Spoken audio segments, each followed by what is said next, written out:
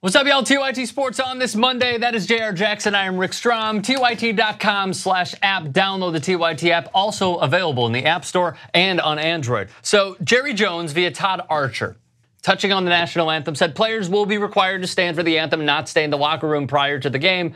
And then he talked about Donald Trump, but it doesn't really matter because they're boys. Also boys with Papa John Schnatter. He's 0 for 2. So Dak Prescott, meanwhile, he weighed in on all of this. Take a look. I never protest during the anthem, and I don't think that's the time or the venue to do so.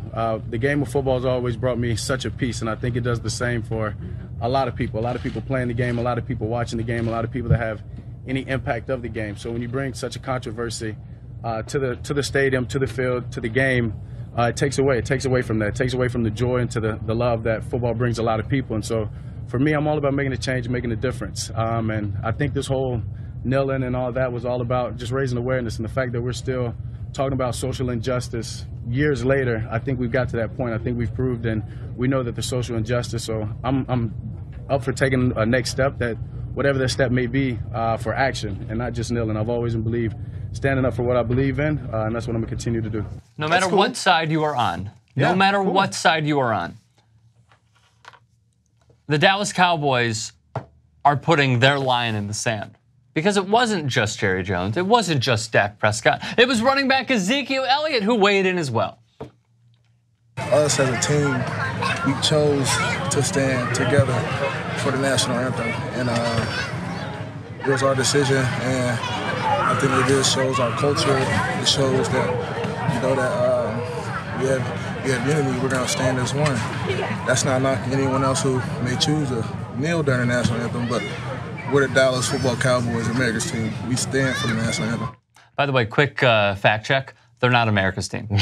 The Pittsburgh Steelers were brought to the title of America's team initially, and Art Rooney said, we're not America's team, we're the Pittsburgh Steelers. So they were actually offered it first, but hey, what does that even mean? They're still America's team. Because they've always had this label, America's team. What do you think it means? It's completely subjective. What do you think? I guess the team that no matter what, the majority of Americans root for, or maybe it's they represent America the best because people, when they think of America, if you're outside of the country, you think, oh, football, Cowboys, that's America's team. Right. It's one of those two things. Which has varied between the years, and I want to get back to this in a second, but like it's gone from the Cowboys to the Steelers, to the Packers, and then maybe back to the Cowboys, and then the Patriots, because hey, they're gung-ho America. It only means the team that's winning, or is always in the spotlight for winning, because that's what you pay attention to, whoever wins. Anyway, so on to these guys. So you can have your opinion. You can, these guys, I'm speaking more specifically, Dak. It's, it's a game that brings you joy and peace. And it's a place for many other people to see joy and peace and have happiness. Joy and peace. Cool. That's for you.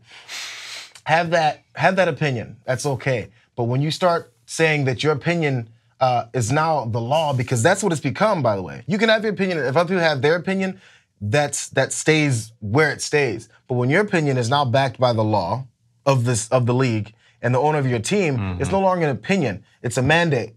And it's forcing other people to go and live your opinion. Now, wouldn't you be just as upset if suddenly, because your opinion is to stand for the national anthem, then some strong-armed leader takes over the NFL and says everyone has to kneel for the national anthem. I don't care what your opinion is. That's where the problem is. So you have to make that. You have to make you have to understand the difference between these two things. So people say, oh, people are getting mad at Dak for his opinion. No, it's his opinion that's based within this mandate from other people who's forcing other players who don't have that same opinion to no longer be able to live that way. So 2 points. The first is he is following, as you said, the direct orders of his boss, of his CEO, who's like, yeah, I'm friends with Donald Trump. I donated to his program when he was running for that seat that's really important, that's ruining our environment. So I'm going to support him no matter what. Actually, Donald Trump tweeted after it, didn't he? I believe we have that, where Jerry Jones is like, we're going to stand here. He's like, way to go, Jerry. This is what we do. So there's already a divide there. So on top of that, what I'm seeing from them is just this. Jerry putting out his hand and then kiss it. It's the epitome of being the company man. You follow the company line. You do what the company tells you to do so you can keep them happy. Lastly, he pointed it as a controversy. There is no controversy. The controversy is completely controversial via one side not understanding what it is all about.